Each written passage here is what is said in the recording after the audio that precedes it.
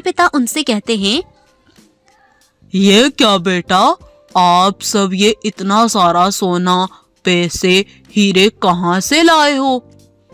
ये सब हमें एक जादुई पेड़ ने दिया है। वो सब उनके बारे में अपने पिता को सभी कुछ बता देते हैं।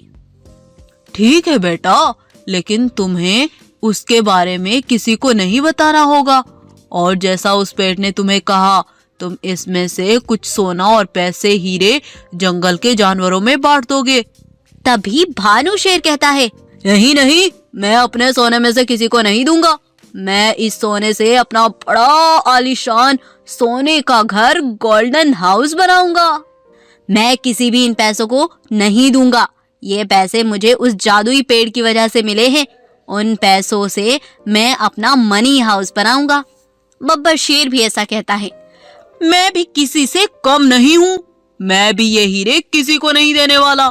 मैं भी इन हीरो से बड़ा सुंदर सा डायमंड हाउस बनाऊंगा। मैं किसी को कुछ नहीं दूंगा। ये सब हमारा है। फिर वो एक सोने का घर बना लेते हैं, एक पैसों का और एक हीरे का। वो घर देखने में भी बड़े ही सुंदर लग रहे थे। ऐसा लग रहा था जैसे ये कोई जादू हो रहा हो। एक दिन तीनों भाइयों में लड़ाई हो जाती है। शंभू लड़ते हुए ये कह रहा था, क्यों रे भानु, ज्यादा होशियारी मत दिखाओ। ये जो संपत्ति तुम्हें मिली है ना, ये सब मेरी वजह से ही है। मैंने ही उस जादुई पेड़ को हम सब की मजबूरी बताकर ये सब लिया है। ज्यादा बकबक मत करो। 2 पैसे क्या हाथ लग गए, तुम तो भाई को भाई तक नहीं समझ रहे। ज्यादा बड़े मत बनो, हम भी तुमसे कम नहीं है। इस तरह तीनों में जोरदार बहस होती रहती है। सफेद शेर यानी उनके पिताजी अपने तीनों बेटों को बहुत समझाते हैं, लेकिन वो है कि किसी की सुनते ही नहीं। अरे बेटा, ऐसे मत लड़ो। तुम्हें ऐसे लड़ता देख जंगल के और जानवर भी यहाँ आ सकते हैं, और वो ये सब जान गए तो वो तुम्हें छोड़ेंगे नहीं।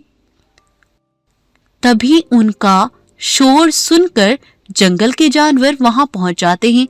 तब भालू कहता है, क्या बात है बब्बर, भानु, शिम्भा, शेर, तुम तीनों में इतनी बहस किस बात पर हो रही है? हमें भी तो पता चले।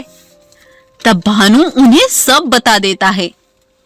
हमें एक जादुई पेड़ ने जादुई सीढ़ियां दी थी, जिनसे हमें सोना, हीरा और पैसे मिले। खूब सारी संपत्ति हमें दी और कहा इन सब में से कुछ संपत्ति तुम्हें भी दे दे। बस इतना कहना था। तभी वे जादुई हीरे, सोने और पैसे के घर गायब हो गए और उनसे सारी संपत्ति छिन गई। ये देखकर तीनों भाइयों के होश उड़ गए और वो सारे जानवर भी परेशान हो गए। तब भालू बोलता है, अरे, तुम्हारी वजह से हमें मिलने वाली संपत्ति और धन हमें भी तो मिलना चाहिए। यह कहकर जानवरों ने उन पर वार करना शुरू कर दिया और वहां से चले गए।